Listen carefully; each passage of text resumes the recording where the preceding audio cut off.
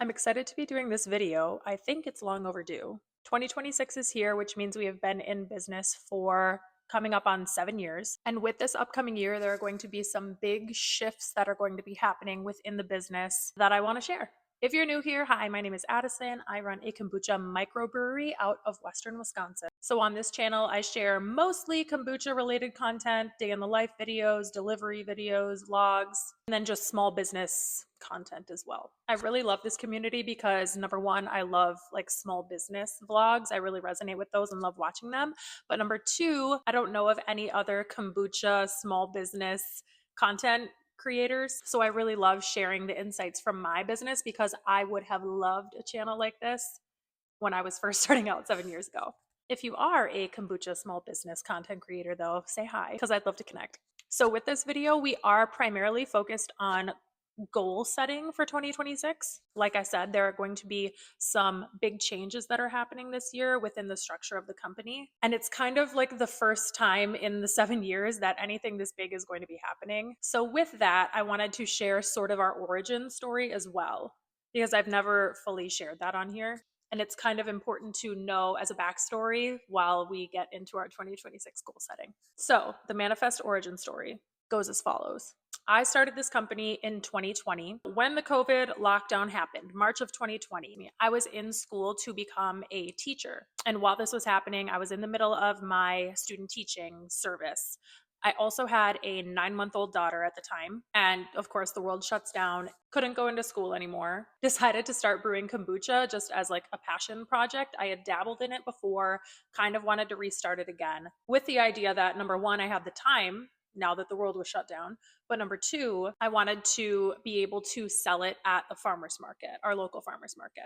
In years previous, I had worked at farmers markets selling honey on behalf of a local beekeeper. So I was never really selling my product except for a failed skincare line, but that's a story for another day or maybe never at all. So I had this in with this farmers market and thought, wouldn't it be nice to be able to sell my own product at the farmers market that I'm passionate about and I know how to do. So I reached out to the market manager. She said, absolutely, I've been looking for a kombucha vendor. I was like, perfect, that's great. So we started selling in 2020. I was brewing out of our home kitchen and I would just brew like 2 gallons at a time. I had little 12-ounce bottles, I think they were, and like maybe some 32-ounce ones. And I would drag my filled up, packed up cooler to the farmer's market and sell out of my little red Pontiac, out of the trunk of my Pontiac, and just like hope people, number one, knew what kombucha was, but number two, wanted to buy it. Like I knew me and my family liked it, but I wasn't sure if other people were going to like it too. So summer of 2020, the farmers markets actually went really, really well. I was able to scale up to 5 gallons at a time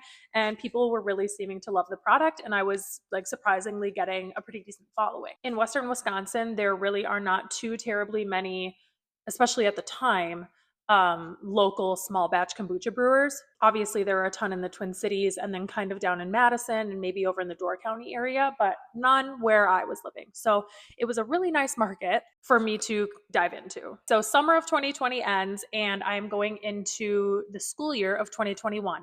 I have my very first teaching job. I'm teaching 5th grade and send my daughter to daycare. My husband's still doing his thing at his job. And the whole time I'm still just like thinking about kombucha in the back of my mind. Like, wouldn't it be cool to be able to continue doing this over the summer? And at this time, I was also toying with the idea of becoming a stay-at-home mom because again, my daughter, she was my first daughter. I was very young. She was very young. I was moderately young. And I really wanted to be home with her. That was like, my heart was telling me I wanted to be at home with her, but I'm also not one to be idle. I really love working. I've worked since I was like 14 years old and I am very money driven. I like making money. Sue me. So I was like, okay, this might be possible. Like I'll finish out my year teaching and then can do kombucha in the summers, stay at home with my daughter over the school year. It'll be perfect. If we plan on having more kids, that'll be even more perfect. It just seemed like a very flexible fit for our family while still being able to bring in some of that income that I would lose by leaving my teaching job. So that's really like the basis of the business. I don't really need to dive into like 2021 to now. other than the fact that business has grown significantly. I have now shifted from the farmers market that I first started at to a different one. They were at competing times and I had to pick one. So I am now at a farmers market that I absolutely adore and have gained such an incredible following of people, of like just loyal, some of the nicest, best customers. And I'm so grateful because now at a typical market, we will go through 50 gallons of kombucha, which is so wild. Like 2-gallon kombucha batch me would just be like freaking out. And of course, this took 6 years to cultivate. I was not throwing money into this business. It was a very slow burn.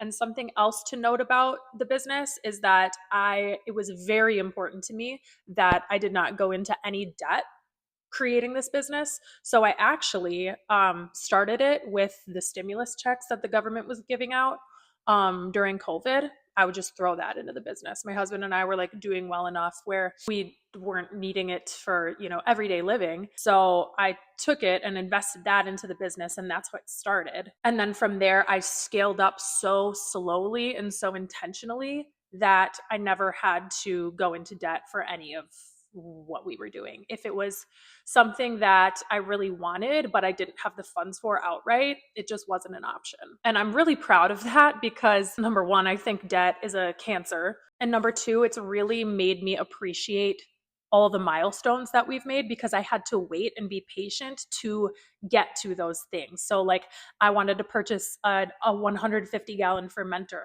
I was able to do that last January with the money that I saved, and they're not cheap. This one was because I got it on Marketplace. But I was also able to purchase a second one, and that was not cheap.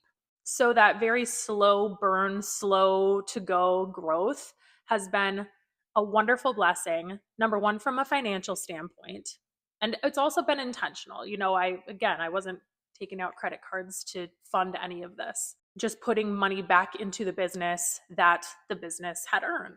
But then also number two, it fit in with our lifestyle really well because again, so now I have 3 kids and I have stayed at home with them from 2021 until now. And this business allows me to be very flexible at home and on my working days as well. And if I had, a very jarring jump, I don't know how well that would have worked for our home life. And another aspect that I love that this sort of slow to go growth has given me is the ability to cultivate like really, I consider close, pretty personal relationships with most of our retailers.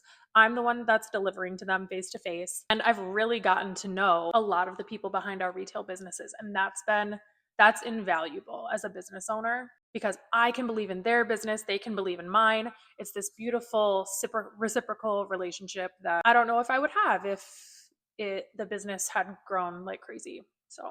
So that is a general overview of Manifest Kombucha. So now let's chat about goals. I mentioned in my last video, and you can probably figure that out from what I've said today, but like this business is secondary to me, coming in second to me staying at home with my kids. That is number one. And so when I goal set, I am typically very like loosey-goosey because if something comes up related to my family, like that's taking precedent. I'm not going after these goals at all costs and everything, like just leaving everything else in the dust. That's just not my style. So I have 4 primary goals. And this is going to be interesting because the first 3 goals are all only possible if goal number 4 happens. So maybe that should be goal number 1, but this is the list they're in. So goal number 1 is establishing ourselves at a weekday market. Currently, the market that we sell at every single week during market season is a Saturday morning market from 8 to noon, prime market hours, about 10 minutes away from my house. It has proven to be an extremely lucrative market, incredible customer base, dedicated customer base. They come rain, shine, gale force winds, they show up.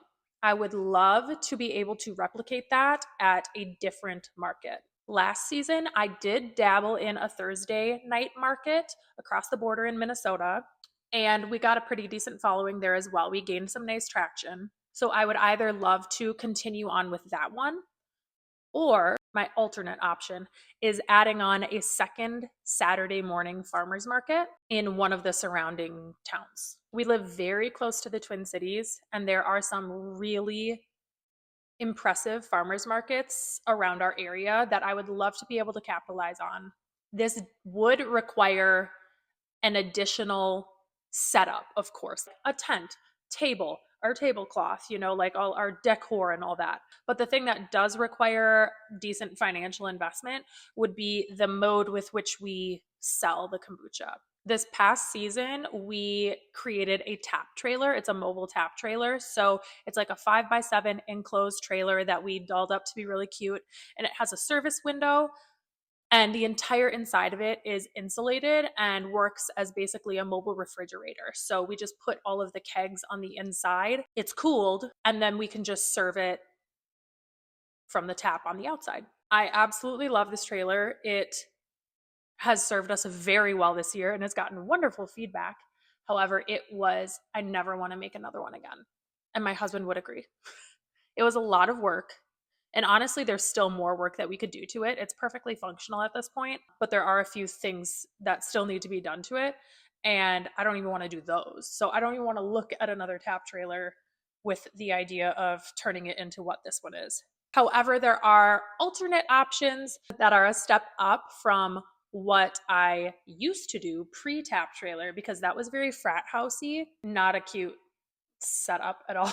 But there is some nice middle ground that I've found on some, like keg retail sites that I think would function very nicely for getting our foot in the door at a second Saturday market. So from an equipment standpoint, those things would need to happen. We would also need somebody to work those markets because I can't be in two places at once. So adding on an employee would be necessary for that as well. And then also being able to up our production would also have to happen, because right now pretty much all of our production is maxed out. So within that goal, there are some sub goals that need to happen, which we will get to in goal number 4. You see, there was a reason why we saved it for the last goal. All right, my goal number 2, which is actually already in the works, is hosting a kombucha making community ed class. I was reached out to by our local community ed coordinator maybe 2 seasons ago, asking if I would host a class on kombucha brewing, like kombucha brewing 101. And I was like, yes, absolutely. And then I just kept missing it. And so she asked this last fall if I would host one this spring. And I finally created the outline and submitted the proposal. And so now I'm hosting a community ed kombucha making class this March, which I am very excited about. So I can kind of already cross that goal off the list, but well, not yet. I won't do it until it's done. But I'm very excited about that one. Well, for a few reasons. I love sharing knowledge with people. I don't have a ton of knowledge, but the things that I do have knowledge about, I love sharing it with people. And there really seems to be a desire for this type of class in the area. I get asked often at the markets if I ever do classes like this. There's clearly a desire in the community to learn this skill. And then also I like to keep up on my ability to public speak, I guess. It used to scare the crap out of me. And then I taught 5th grade for 1 year. And man, if you can get up in front of a 5th grade classroom 5 days a week and talk to them, you can public speak anywhere. 5th graders are your harshest of critics, and they will tell you if you sound stupid.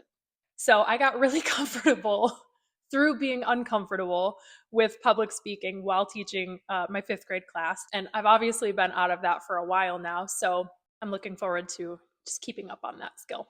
Okay, goal number 3, we're talking about money. Like I said, I love money. I love making money. And I love having concrete numbers to work off of. So I kind of went more into depth about our sales for 2025 in my previous video, which I'll try and link up here. I've never done that before. But so if you want to know about those numbers more in depth, feel free to go look at that. But our total gross sales last year was about $55,000. My aspirations for 2026 is $80,000. I didn't just pick that number randomly, although I have done that in the past. looking at our two avenues of revenue, direct to consumer and retail sales, we can realistically increase market sales by $15,000 if we stick to goal number one and incorporate a second weekly market into our routine. $15,000 sounds extremely reasonable to me. So that's for direct to consumer. For retail sales, I would love to add on at least one more co-op account and then one additional account, like a brewery or a coffee shop. Breweries tend to do a little bit better than coffee shops, I've come to find. Between that and the hopeful addition of a co-op account, increasing our retail sales by $10,000 from last year, I also think is perfectly reasonable. And that would bring us to $80,000. Okay, so goal number 4 is the big goal. This is the big daddy whopping goal. And before I go into it, we need to kind of recognize everything that I've told you about the way the business has developed over the past 6 years. So once my business got big enough where I couldn't reasonably or legally operate out of my home kitchen anymore, I found a local gentleman who is a berry farmer and owned his own personal commercial kitchen. He only used it a few weeks out of the year. Otherwise, it just sat empty. So he and I were able to connect, and I've been renting from him since 2021. It is a very tiny kitchen. It has been shown in vlogs before, and it has been able to house our operations really nicely for the past 5 years. Now, unfortunately, because I love this kitchen, we are at the point where we are just outgrowing the space. So if we want to up our production, we need to find somewhere else to operate, which is difficult, very difficult to do. My husband and I have toyed around with the idea of building our own commercial kitchen for some time. And over the past few years of being involved at the farmers market, I have formed pretty close relationships with many of the food vendors and entrepreneurs in our area. And we've come to find that there is I have the need for a commercial kitchen. A lot of these other businesses have a need for that type of space as well. So my husband and I are thinking, okay, if we want to build a commercial kitchen for ourselves, we'd love to build it big enough where other businesses can use it as well. So that is goal number 4 for 2026 is building our own commercial kitchen to house manifest operations, but also act as a community hub where other food entrepreneurs can work out of, be licensed out of, collaborate together. And that is the vision. I have always had a very close tie to the community and would love the ability to create a space where people can come together and just joyfully interact and kind of have it be a third space for people. I was listening to a podcast recently about like the dying of third spaces. And a third space, if you don't know, is like somewhere that's outside of your home and outside of your job that you can go and just be and create and discuss things with people, and just like a safe space for you to go and enjoy that isn't your home or your office. A lot of people, especially post-pandemic, are missing that. We don't want it to be just a kitchen. We want it to be like a gathering space for the community. So I want it to incorporate a kitchen. I want to have like a small service or event space where people can host classes or caterers can host tastings if they're working out of the kitchen. It can be act as a workspace. It can be a place where moms groups can come and their kids can just run around and be free, and the moms can have coffee. Speaking of coffee, part of me, I've got a bajillion ideas all the time about things like this, and my husband is very realistic, which I appreciate because my ideas can run rampant sometimes. And I was like, well, what if we have a coffee house inside of it too? And he was like, do you want to run a coffee house? And I was like, no. He said, I don't want to run a coffee house. But we have so many incredible coffee trailer businesses around here that are mobile and could easily set up right outside. Like there's so many wonderful community-centered things that could happen if a space like this existed. So my giant goal for 2026 is creating that space. So if all goes according to plan, there will be lots of videos regarding that process. coming up this year. So if you're interested in something like that, I'd love it if you followed along. And yeah, I guess that kind of brings us right to the end. I appreciate you guys being here. Obviously, these projects and businesses that are really close to my heart, I appreciate you sharing in them with me. And if you like small business content like this, if you like kombucha, or if you want to follow along on this kitchen build, I'd love it if you hit subscribe. And also, I meant to mention this in the beginning, but if you are a small business owner or you have dreams or aspirations of starting a small business, I would love if you dropped what that business is and where you're from in the comments. Collaboration and community support and recognition are so invaluable to small business. Use the comment section as your shout out space. Thank you so much for being here. We'll see you next time.